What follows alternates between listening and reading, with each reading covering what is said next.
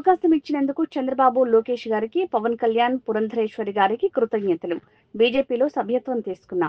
పార్టీలే నా దగ్గరకు వస్తున్నాయి. గతంలో నాకు మాట్లాడటానికి అవకాశం రావటం లేదు. అందుకే రాజీనామా చేశాను. వైఎస్ఆర్సీపీ పార్టీకి మాట్లాడటానికి అవకాశం ఇవ్వడానికి ఇబ్బంది ఉంది. బీసీల కోసం 50 ఏళ్లుగా పోరాటం చేశాను. నాకు అధికారం అవసరం లేదు. పై ఉండి పోరాటం చేస్తాను. బీజేపీ నాకు కొత్త పార్టీ కాదు. పార్టీల కోసం కాదు, బీసీల కోసం పనిచేస్తాను అని ఆర్ కృష్ణయ్య అన్నారు.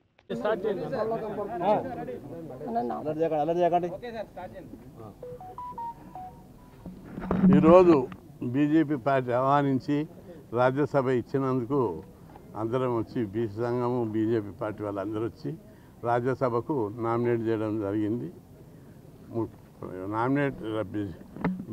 బీజేపీ పార్టీ నా అభ్యర్థిత్వాన్ని అంగీకరించి నామినేట్ చేసేయడానికి రికమెండ్ చేసినందుకు పార్టీ అధ్యక్షుడు నడ్డాకు, ప్రధానమంత్రి నరేంద్ర మోడీకి మరియు హోంమంత్రి అమిత్ షాకు, అదేవిధంగా ఎన్డీఏలో భాగస్వామి అయినటువంటి చంద్రబాబు నాయుడు గారి రికమెండేషన్కు చంద్రబాబు గారికి మరియు లోకేష్కు అందరికీ నా యొక్క హృదయపూర్వక నమస్కారం. పవన్ కళ్యాణ్కు, పురంధేశ్వరికి మారలేదు. మీరు అది అక్కడ ఆలోచించాలి. బీజేపీ పార్టీ పిలిచిస్తుంది. తీసుకున్నా, నిన్న తీసుకున్నా. నిన్న సాయంత్రం స్టేట్ ఆఫీస్. పార్టీలు మారలేదు. పార్టీలే నా దగ్గరికి వచ్చినాయి. అన్ని పార్టీలు ఇప్పటికి కూడా వస్తున్నాయి. ఈ పార్టీ ఒప్పుకున్నది. తెలుగుదేశం పార్టీ 2014లో సమాజానికి గౌరవులైన విలేకరులు గమనించాలి.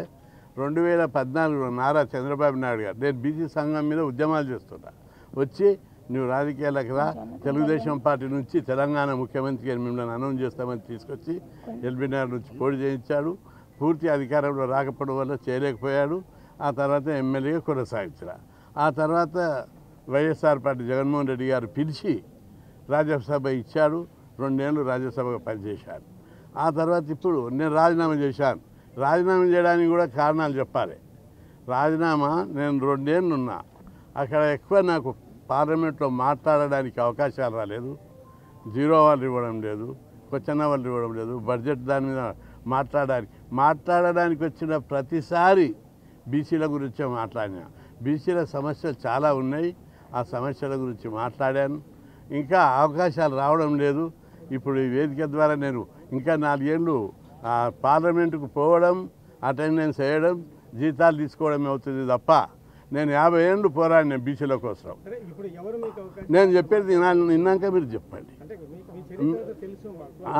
ఏది అదే చేసింది ఎవరంటే పార్టీకి ఇచ్చే అవకాశాలే తక్కువ. అక్కడ మీ పార్టీకి తక్కువ అవకాశాలు వస్తాయి, అందరికీ ఇవ్వలేమని చెప్పి ఇవ్వలేదు. వాళ్ళు అట్లా చేసింది ఎవరు లేరు. జనరల్గానే వాళ్ళు పార్లమెంట్లో తక్కువ అవకాశాలు ఇస్తున్నారు. దాంతో నా టైం అంతా వృధా అవుతుంది. అందుకే బలమైన వేదిక అయితే ఆ వేదిక ద్వారా బీసీల గురించి పోరాడాలి.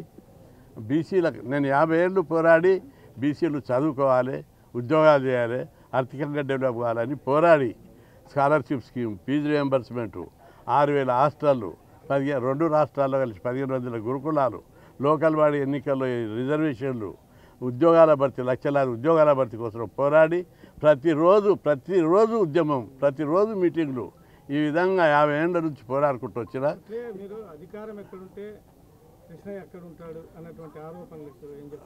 అట్లాంటి ఆరోపణ ఏం లేదు.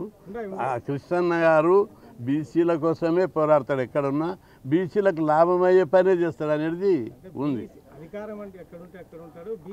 అధికారం ఉన్నోళ్ళే కదా బీసీలకు లాభం ఎవరు చేస్తారు? అధికారం ఉన్నోళ్ళే చేస్తారు.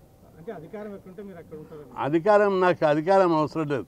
రోడ్డు మీద ఉండి పోరాడుతున్నా, రోడ్డు మీద కూర్చొని పోరాడుతున్నా. మరి ఇప్పుడు మొన్న కూడా రోడ్ల మీద ఉండే పోరాడినా. మీరు గౌరవనీయులైన విలేకరులు అందరూ మన్నించాలి. నా యొక్క టైం వృధా కావద్దు. బీసీల కోసం పోరాడితే ఫలితాలు ఇవ్వాలి.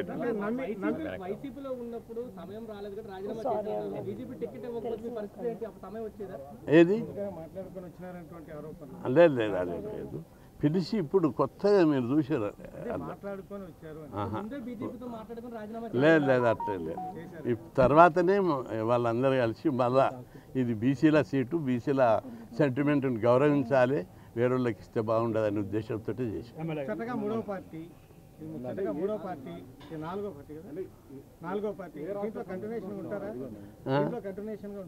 కంటిన్యూషన్గా ఉంటా తప్పనిసరి.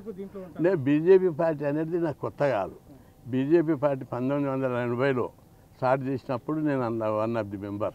ఇంద్రసేనారెడ్డి, వెంకయ్య నాయుడు, నరేంద్ర వీళ్ళందరం కలిసి చేశాం. నేను ఆర్ఎస్ఎస్ పార్టీలు మారుతారనే ప్రశ్న లేదు బ్రదర్, మీరు మళ్ళీ నించాలి. కండువాలు వేసుకోలేదు. బీసీల కోసం ఎక్కడ ఉపయోగం ఉంటే అక్కడ పోయి పోరాడుతున్నా. బీసీలకు లాభం అవుతుంది అంటే ఎక్కడికైనా వెళ్తా. బీసీలకు చదువుకోవడానికి అవకాశాలు ఇప్పుడు రాష్ట్రంలోనే ఉన్నాయి. ఇప్పుడు 2 తెలుగు రాష్ట్రాల్లో, ఇతర రాష్ట్రాల్లో కావాలి అని చెప్పి ఈ నిర్ణయం తీసుకున్నా. మధ్యప్రదేశ్లో లేదు, ఛత్తీస్గఢ్లో లేదు.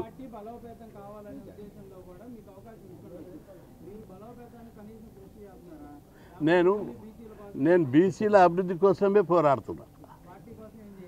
అంటే అవకాశం ఉన్నప్పుడు అది కూడా చేస్తా, కానీ ఎక్కువ ఎక్కడున్నా బీసీలకు ఒక అభివృద్ధికి ఏం పథకాలు పెట్టాలి, ఏం స్కీములు పెట్టాలి. ఇప్పుడు చట్టసభలో రిజర్వేషన్లు పెట్టాలి, దానికోసం పోరాటం చేస్తున్నా.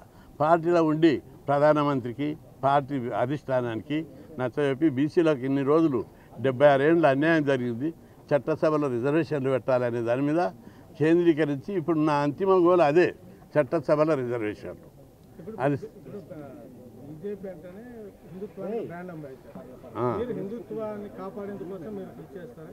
అంటే తప్పనిసరి.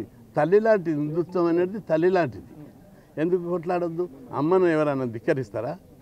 అన్ని మతాల మీద పోరాటం కాదు. సరే, హిందూ మతం ఏమంటుంది?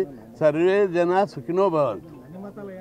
లేదు లేదు, ఈ హిందూ మతంలో ఉన్నది. అంతేకాదు, హిందూ మతం ఫిలాసఫీలో ఆర్ఎస్ఎస్లో లోకా సమస్త సుఖినో భవంతు. అన్ని మతాలను గౌరవిస్తాం. అన్ని మతాలను గౌరవించే సాంప్రదాయం హిందూ ధర్మంలో ఉంది. సనాతన ధర్మంలో విశ్వమానవ కళ్యాణి, లోకా సమస్త సుఖినో భవంతు అని ఉన్నది. ఏ మతాన్ని కానీ ఏ మనిషిని కానీ చీమకు కూడా హాని చేయొద్దు అనేది ఓ గొప్పతనాన్ని హిందూ ధర్మంలో ఉంది. మనం దాన్ని వక్రీకరించొద్దు. నేను పార్టీలు మారలేదని ఇంతకు ముందే చెప్పిన. కండువాలు కాదు, పార్టీలే నా దగ్గరికి నా సేవను గుర్తించి మా ఒక ఆయుధం ఇస్తున్నాం, కొట్లాడమన్నారు. అవును, అన్ని పార్టీలు చేస్తున్నాయి. నేను పోతున్నా, కొట్లాడుతున్నా, పెట్టిస్తున్నా. అరే, ఇంకా ఇప్పుడు చట్టసభలో రిజర్వేషన్లు కావాలి.